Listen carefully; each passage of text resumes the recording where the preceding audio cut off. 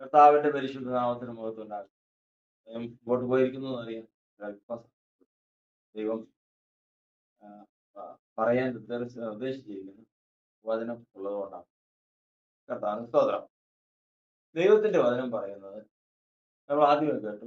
ഏലിയാവ് നമുക്ക് സമസ്വഭാവമുള്ള മനുഷ്യൻ. അപ്പോ ഏലിയാവ് നമ്മെ പോലുള്ള ഒരാളാ. അത് കഴിഞ്ഞ ശേഷം എഴുതിയേക്കാണ് എന്താ അവൻ ആ, മഴ പെയ്യാതിരിക്കേണ്ടതിന് പ്രാർത്ഥിച്ചു. 3 വർഷവും 6 മാസവും മഴ പെയ്തില്ല. പിന്നീട് അവൻ പ്രാർത്ഥിച്ചു. ആകാശത്ത് നിന്ന് മഞ്ഞും മഴയും പെയ്തു. അപ്പോ ഏലിയാവ് സമസ്വഭാവമുള്ള മനുഷ്യനാ. അവൻ പ്രാർത്ഥിച്ചപ്പോ കാര്യങ്ങൾ നടന്നു. അപ്പൊ വിഷയം എന്താ വെച്ച് കഴിഞ്ഞാൽ പ്രാർത്ഥിച്ച് നടന്നതാണോ വ്യത്യാസം? നമ്മൾ പ്രാർത്ഥിച്ചിട്ടൊന്നും നടക്കണ്ട. ഏലിയാവ് പ്രാർത്ഥിച്ച് നടന്നു, അതാണോ എന്റെ വിഷയം? അല്ല. ദൈവത്തിന്റെ വചനത്തിൽ നമ്മൾ പഠിക്കുന്നത് ഏത് മനുഷ്യനും എത്ര വലിയ പ്രാർത്ഥന ആയിക്കോട്ടെ, ചെറിയ പ്രാർത്ഥന, എത്ര കഠിനമായ പ്രാർത്ഥന ആയിക്കോട്ടെ, ചെറിയ പ്രാർത്ഥന ആയിക്കോട്ടെ, അതിനു മുമ്പ് ഉടയവനായിട്ടൊന്ന് സംസാരിക്കും. എന്ത് ചെയ്യണം?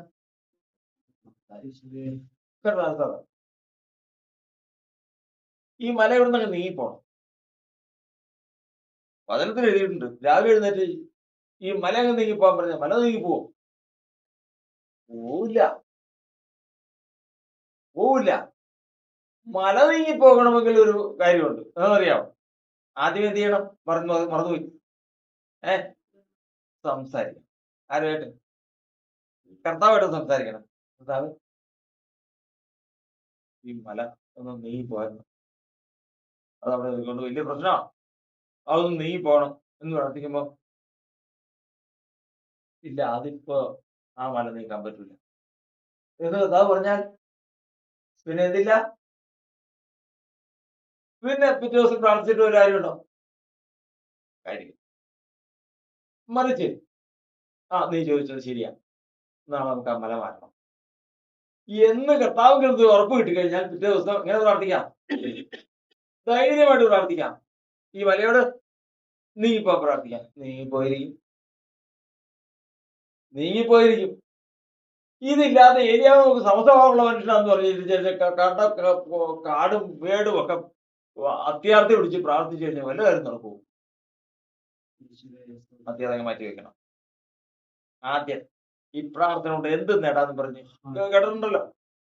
പ്രാർത്ഥന കൊണ്ട് സാധിക്കാത്ത ഒരു കാര്യമില്ല എന്ന് പറഞ്ഞ് യൂട്യൂബിലും പ്രസംഗത്തിലും ഒരു സ്ത്രീയൊക്കെ പ്രസംഗം കേട്ട് ഞാൻ എന്റെ ജീവിതത്തിൽ എന്തെങ്കിലും ആവശ്യമുണ്ടെങ്കിലുണ്ടല്ല, ഞാൻ വേറെ ആരും ചോദിക്കില്ല, ഞാൻ പ്രാർത്ഥിച്ചു തന്നെ നേടും. അയ്യോ, അങ്ങനെയല്ല.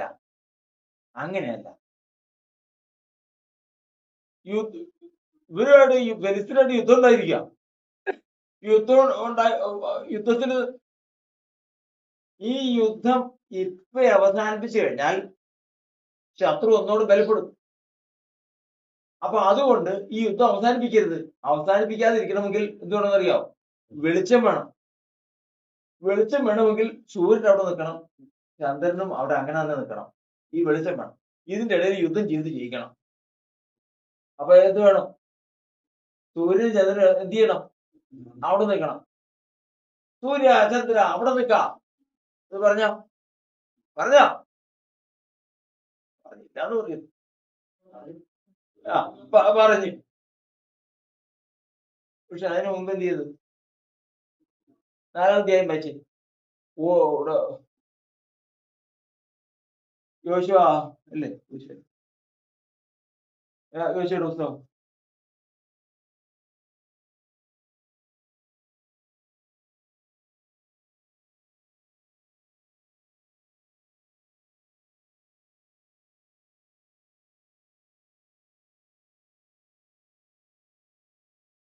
10-ാം അധ്യായത്തിന്റെ 12-ാം വാക്യം.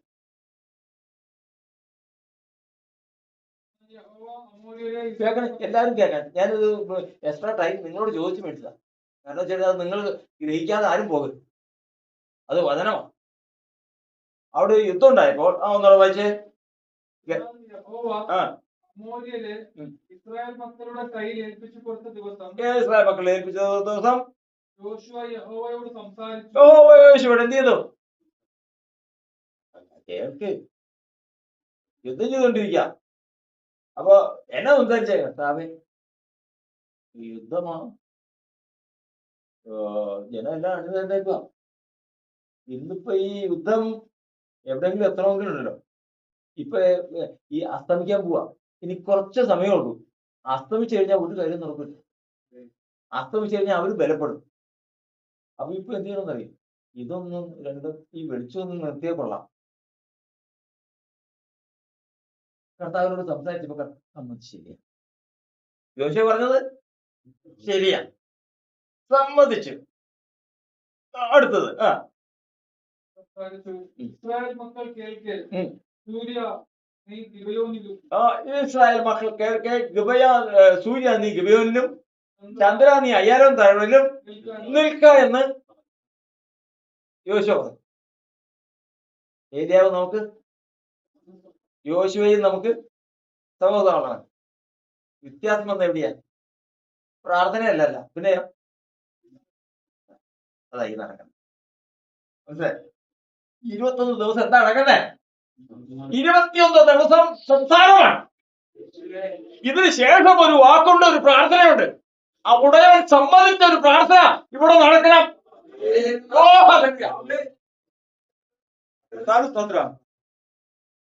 മറുപടിയാ, മറുപടി തന്നേ പറ്റൂ.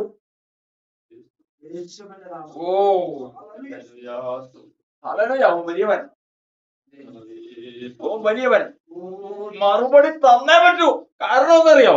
വെറും വാക്കല്ല, ഞാൻ അവനോട് സംസാരിച്ചു തന്നു.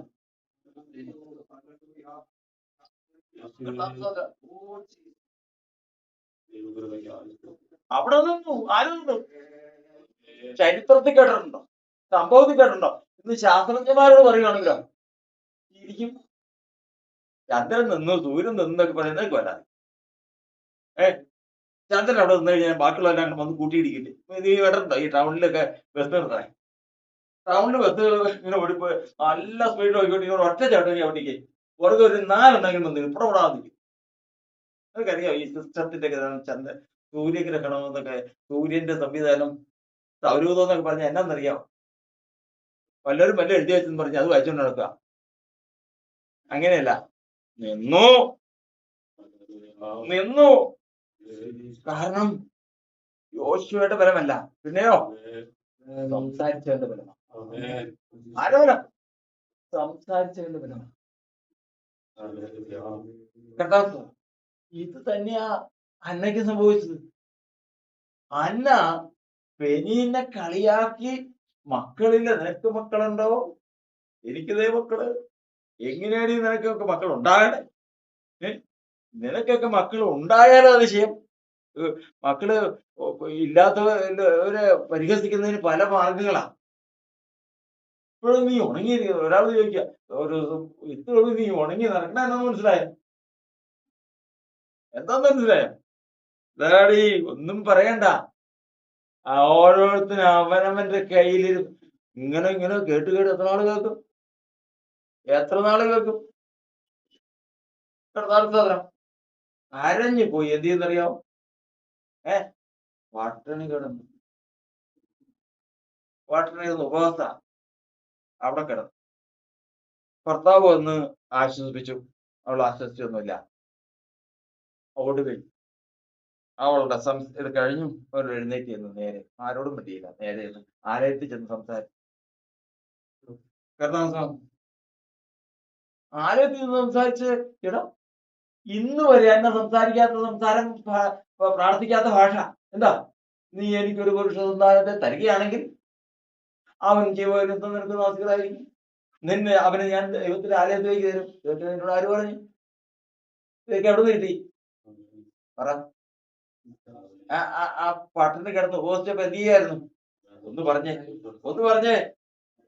എത്ര പേര് രാത്രിയും പകലും ഇല്ലാതെ ഇന്ന് ഇവിടെ ഈ കഴിച്ചുകൊണ്ടിരിക്കുന്ന യാഗത്തിന്മേൽ ഉടയവനുമായിട്ട് സംസാരിച്ചിരിക്കുന്നത് എത്ര പേരുണ്ട്?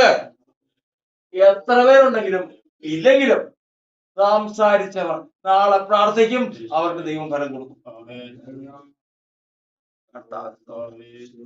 മറുപടി ഉറപ്പാണ്, മറുപടി ഉറപ്പാണ്.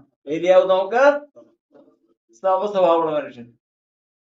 അവൻ പ്രാർത്ഥിച്ചപ്പോൾ എല്ലാവരും പ്രാർത്ഥിക്കുമ്പോ എല്ലാവരും പറയുന്നത് ഏലിയാവിന്റെ പ്രാർത്ഥനയുണ്ടോ? ഏലിയാവിനെ ഇവിടെ പ്രാർത്ഥിക്കുന്നവനാ. ഇത് പറ, ഏലിയാവ് സമസ്വഭാവമുള്ള മനുഷ്യനാണ്. ഏലിയാവ് പ്രാർത്ഥിച്ചപ്പോ നടന്നു. പക്ഷെ അതല്ല പ്രശ്നം. ഏലിയാവിന്റെ പ്രത്യേകത ഉള്ളത് എന്താ? ചെയ്തു പ്രാർത്ഥിച്ചതല്ല പ്രത്യേകത. ഏലിയാവ് പ്രാർത്ഥിച്ചപ്പോൾ പ്രാർത്ഥിക്കുകയാണെങ്കിൽ ഞാനിപ്പോ ഇന്നിപ്പോ 21 ദിവസം ഇരുന്നോണ്ട് ഈ ദിവസങ്ങളിൽ മുഴുവൻ ഇരുന്ന് പ്രാർത്ഥിച്ച പ്രാർത്ഥന ഏലിയാവ് പ്രാർത്ഥനയെക്കാളും കൂടുതൽ ഉണ്ടാവില്ല ചിലപ്പോ. അതല്ല വിഷയം. സംസാരം. ഏലിയാവ് ഈ പ്രാർത്ഥിക്കുന്നതിന് മുമ്പ് എന്ത് ചെയ്തിരുന്നു? സംസാരിച്ചിരുന്നു. അതിനാ പ്രയാസം, അതാണ് ബുദ്ധിമുട്ട്, അവിടെയാണ് പ്രശ്നം.